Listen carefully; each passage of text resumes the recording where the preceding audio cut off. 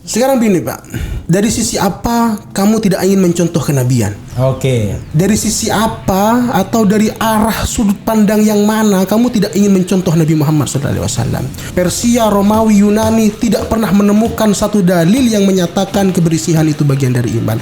Hanya Nabi Muhammad. Al-Islamu nadhif, fatanadzafu fa inna la tadkhulul jannah illa nadhif. Islam itu bersih, maka berbersihlah kalian karena tidak akan masuk surga kecuali orang yang bersih.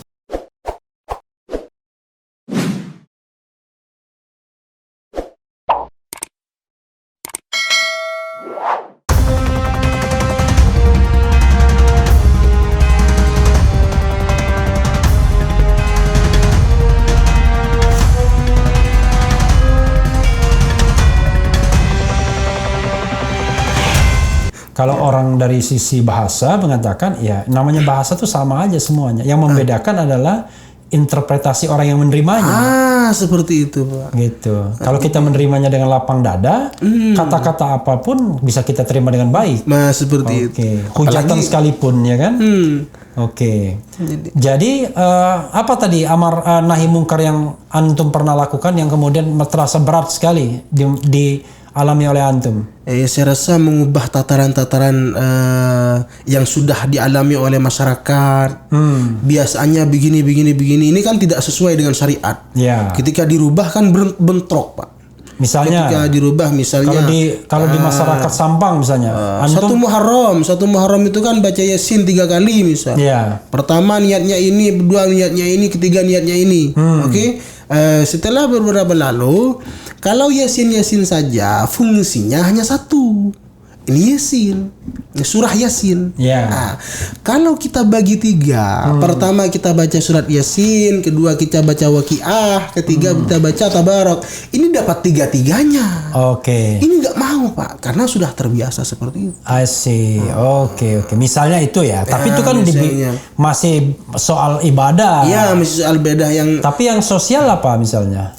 Ya seperti pernikahan, kemudian bagaimana percekcokannya itu disatukan kembali. Ini sangat ganas ini Pak. Pernah dibawa parangin orang kan biasanya kan, atau tapi gak sampai ke rumah kan. Gak sampai ke rumah. Cuman kalau bicara di luar, wah begini kok bisa.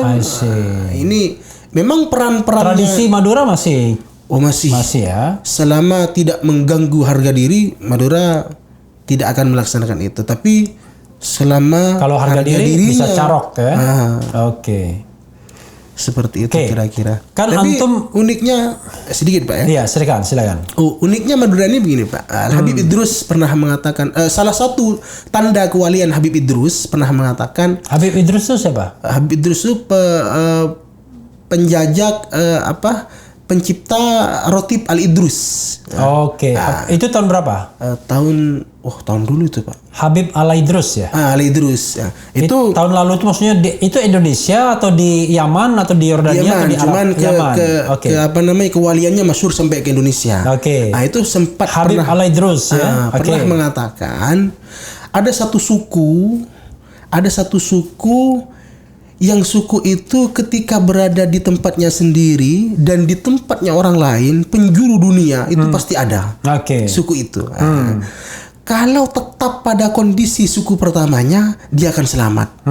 Tetapi kalau berubah, bahaya mengancamnya. Itu dibuktikan tidak ada di negara manapun. Di negara manapun pasti ada orang Madura, Pak. Suku Madura pasti ada. Di Malaysia ada. Di Taiwan ada orang Madura. Ya, di Palembang ada. Di Palembang, apalagi di Indonesia sendiri. Iya. Di luar negeri saja banyak, apalagi di dalam negeri kan begitu. Dulu di Monas itu waktu saya kira-kira 20 tahun yang lalu orang Madura semua itu isinya. Sorry ya. Orang Madura semua isinya. Artinya Monas. Kalau masih memegang mandat kemaduraan, suku kemaduraan. dia masih memakai songkok, memakai sarung, masih sopan santunnya dipakai. Ini terkejut orang manapun melihat, Pak. Oke. Oh, itu orang Madura. Oh, itu orang Madura, begitu, Pak ya. Iya. Kalau dia sudah berubah dari sikapnya, sudah pakai anting, kemudian pakai ini dilobangin juga di sininya. Kayak India ya. Ke India. Ada juga yang sudah gak pakai sarung kan, begitu kan, berubah dari itu. Dia di situ sudah biasa kan, begitu. Di Jakarta kan orang pakai celana kan banyak. Iya. Jadi gak ketahuan dia Madura atau bukan. Seperti dia masuk ke kebanyakan orang, kembali ke Madura pun gak ada yang mau, Pak. Karena sudah beda, antingnya sudah ada, ini gak ada yang mau.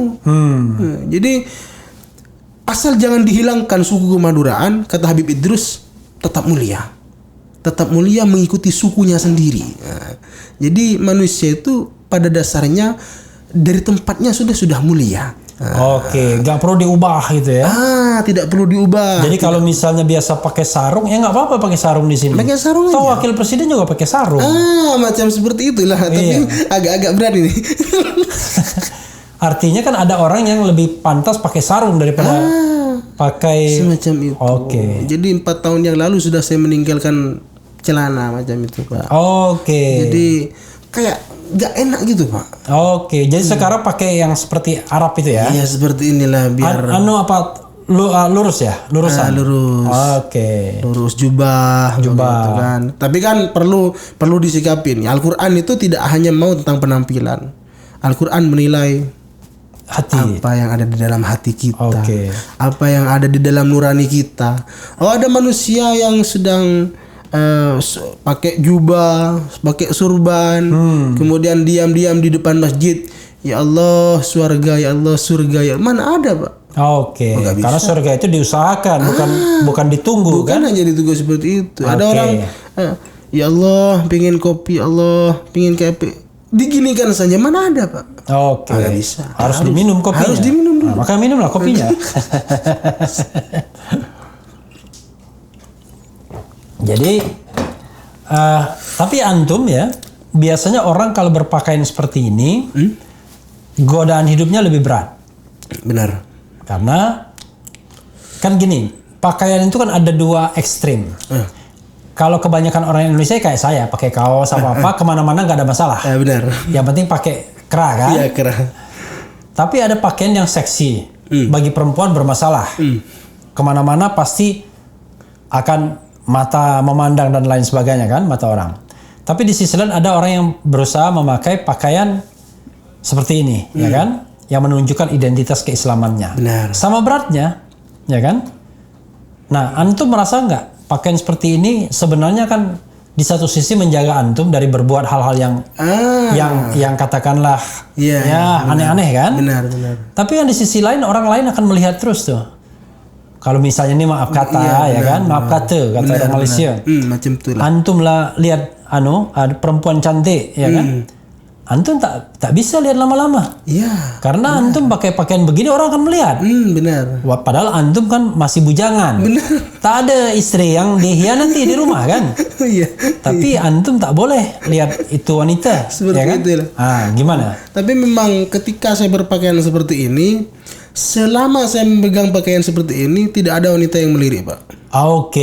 Ini dia musibah terbesarnya ini. Musibah terbesarnya ini ya. Jadi tidak ada perempuan yang melirik, bahkan jangan pun melirik. Jadi duduk di samping saja kadang tidak. Padahal mereka tahu saya ini seumuran dengan mereka kan. Agak-agaknya seumuran kan kelihatan gitu. Cuman mereka gak mau karena lihat pakaian tadi seperti itu. Jadi mereka paham nih, wah ini orang rasanya bukan saya nih. Bukan dari golongan saya ini kayaknya. Kan orang kan kalau burung kenari akan kumpul sama burung kenari. Benar. Kan begitu. Benar seperti kalau dalam itu. politik ini kata yang buzzer, kadron akan berkumpul sama kadron juga begitu. Walaupun itu istilah yang nggak mungkin kan nila terus berbarengan terus sama ubur-ubur kan nggak bisa. Nggak bisa, ya kan? Kalau beda, tapi jangan salah, cupang sama cupang, ikan cupang, kelahi juga dia. Jadi Jadi antum kan ahli tafsir ya. Ada lagi yang mau disampaikan sehubungan dengan ingin ke podcast sebelum saya tanya? Seperti itu Pak. Yang jelas sekarang begini Pak. Dari sisi apa kamu tidak ingin mencontoh kenabian? Oke. Dari sisi apa atau dari arah sudut pandang yang mana kamu tidak ingin mencontoh Nabi Muhammad SAW? Persia, Romawi, Yunani tidak pernah menemukan satu dalil yang menyatakan kebersihan itu bagian dari iman. Hanya Nabi Muhammad. Oke. Al-Islamu nadif, fatanaddafu fa inna la tadkhulul jannah illa nadif. Islam itu bersih. Maka berbersihlah kalian karena tidak akan masuk surga kecuali orang yang bersih. Iya. Jadi tidak ada, memang mereka bersih dari dulu Pak. Cuman tidak ada tendensi yang mengatakan bahwa kebersihan itu adalah iman. Nabi memasukkan ini bagian daripada pemikiran, bagian daripada tendensi, bagian daripada upaya baru. Islam kan upaya baru memberikan kecemerlangan hidup, Pak. Jadi memberikan sebuah nilai. Sebuah nilai. Kan? Jadi yang ditentangkan. Tapi masalahnya adalah kalau antum ke Jepang misalnya, antum pernah keluar negeri nggak selain ke Malaysia? Singapura. Oke.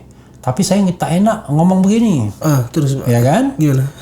Ya kan? Kadang-kadang kita juga pusing juga kepala kita. Kita bilang negara-negara Muslim justru tak bersih lah Muslim. Seperti itulah. Itulah permasalahannya. Yang bersih Pak. Itu Singapura. Itu permasalahannya. Antum ke Mekah, Madinah, di Masjidil Haram mungkin bersih masih. Tapi di antara Mekah dan Madinah, ketika antum transit, antum pernah ke ini Mekah? Ya itu permasalahannya belum Pak. Cuman belum. Insya Allah ya kan. Bismillah setelah kesini kan. Ya Rob. Ya itu kan setelah soal rezeki kan ya. Apalagi antum masih muda. Saya aja haji itu baru tahun 2017. Benar. Berarti usia 47 tahun. Pertama kali ke Mekah Madinah. Ini kan sempat menjadi persengketaan itu Pak. Kok belum haji sudah pakai gini kan? Ini kan soal itu Nabi Muhammad pakai ini kan sunnah Nabi. I see. Jadi tidak perlu kita ke Mekah dulu kemudian pakai ini. Jadi, banyak yang sudah dari Mekah gak pakai ini. Saya 2015 pertama kali ke Mekah itu Januari 2015. Usia 45 sudah. Tapi saya menulis ya. Jadi antum nanti bisa kalau dari Mekah Madinah antum akan melihat tulisan saya itu salah satunya adalah di Detikcom. Judulnya adalah keajaiban dunia itu bernama tawaf. Kenapa saya mengatakan demikian? Karena tawaf itu adalah sebuah gerakan yang tidak diatur, tapi teratur. Tidak ada pemimpinnya, tapi seperti terpimpin. Jadi dan tidak pernah berhenti. Terus menerus ada orang tawaf. Bahkan ketika ibaratnya corona sekalipun tetap ada orang yang bertawaf. Mungkin di bawah, di atasnya atau di bawah tetap ada orang yang bertawaf. Nah, tidak putus orang bertawaf. Itu yang terlihat. Iya. Nah, belum lagi malaikat juga bertawaf. Tapi katanya kalau malaikat itu di Baitul Ma'mur yang satu jurusan dengan Ka'bah. Iya, benar. Saya bilang, waduh, ini jauh lebih saya bilang ini jauh lebih mengherankan dibandingkan tembok Cina. Tembok Cina kan bangunan yang mati. Benar. Apapun bangunan yang mati. Ini enggak hidup. Bayangkan ada orang seluruh dunia datang dan bergerak yang sama. Antum tahu nggak gerakannya itu dia berlawanan dengan jarum jam. Benar. Kalau jarum jam itu kan dari kiri ke kanan. Itu ini dari kanan ke kiri. Ya. Itu katanya putaran jantung gitu. Pokoknya banyak lah miracle. Makanya saya bilang keajaiban dunia itu bernama tawaf. Jadi begitu saya pertama kali melihat Ka'bah, saya begitu kagumnya dan berkaca-kaca. Wah, ini yang saya lihat gitu. Tapi begini, kenapa? Pak. Karena kita nggak pernah berpikir tuh mau ke Mekah Madinah awal-awalnya. Padahal saya udah pernah ke Amerika, Eropa dan lain sebagainya ya kan? Gak kepikiran mau ke Mekah. Sampai umur 45 berarti. Baru telat sekali berarti. Makanya gitu. Padahal keluar negeri sudah usia sejak 20-an tahun Allah, kan? Masya Allah. Oke. Jadi 20 tahun dia nyampe mana, Pak? 20-an tahun. Karena tamat kuliah kan. Setelah tamat kuliah pernah ke Cina ya kan, ke Australia ya kan. Kemudian ke Singapura, Malaysia kan dekat. Benar. Lalu usia 30-an, 40-an ya ke Eropa, Amerika dan lain sebagainya. Tapi ke Mekah Madinah baru 45 tahun. Kira-kira begitu. Nanti antum insya Allah setelah dari ini amin. naik haji. Amin. Sekarang susah naik haji karena amin. 2 tahun berturut-turut kita nggak bisa haji kan ya kan. Oke. Nah ini gini, antum kan ahli tafsir ya. Ada nggak menurut antum ayat Quran yang banyak sekali orang itu salah mengertinya, salah menafsirkannya, sehingga katakanlah menjadi sumber percekcokan, sumber kekhilafan atau sumber hal-hal yang tidak baik? Ada nggak misal? Paling kompetensi kan Qul in kuntum tuhibbunallah fattabi'uni yuhibbukumullah. Apa? Kalau engkau memang benar-benar cinta kepada Allah, fattabi'uni. Ikuti Nabi Muhammad sallallahu alaihi wasallam. Ya. Yuhibbukumullah. Baru Allah akan mencintai kalian. Kan begitu, Pak? Iya. Ini diartikan hanya bersolawat loh. Gimana gak geram kita, Pak? Oke. Kok hanya bersolawat sih? Nabi Muhammad berperang. Nabi Muhammad menghidupkan desa. Nabi Muhammad menghidupkan orang-orang banyak. Nabi Muhammad menyelamatkan orang-orang banyak. Jadi kan ini presentasi, Pak ya. Tapi berperang itu dia kan berperang karena diperangi kan? Enggak, artinya jangan lupa kalau Nabi pernah berperang. I see. Jadi bukan hanya yang begitu aja ya. Bukan hanya selawat saja dong. Kalau selawat gampang banget. Iya kan, enak banget kan dia. Cuman berselawat kemudian surga gitu kan. Tiba-tiba dekat dengan Nabi ya kan? Jadi kamu sebagai apa? Kamu sebagai apa? Kamu sebagai presiden? Itu ayat apa itu tadi? Surat apa? Quran. Surah apa? Surahnya lupa sih. Tapi Qul in kuntum tuhibbunallah fattabi'uni yuhibbukumullah wa yaghfir lakum dzunubakum. Ini bagian Quran. Sampai bagian dari apa? Saya pengusaha atau saya pembisnis. Nabi Muhammad pembisnis 9 tahun Nabi Muhammad berangkat ke Syam, berangkat ke Syria untuk berdagang. Tidakkah mau kau mencontoh kepada Rasulullah? Saya sebagai TNI, pelindung dengan Nabi Muhammad, pelindung umat. Pedang pertama yang nyampe di hadapan musuh adalah pedang Sayyidina Maulana Muhammad SAW. Orang masih di sini, Nabi Muhammad sudah di sana. Saking tangkas dan seperti cadas sangat dari Nabi Muhammad. Jadi cepat tanggapnya Nabi ini harus perlu dikaji dong.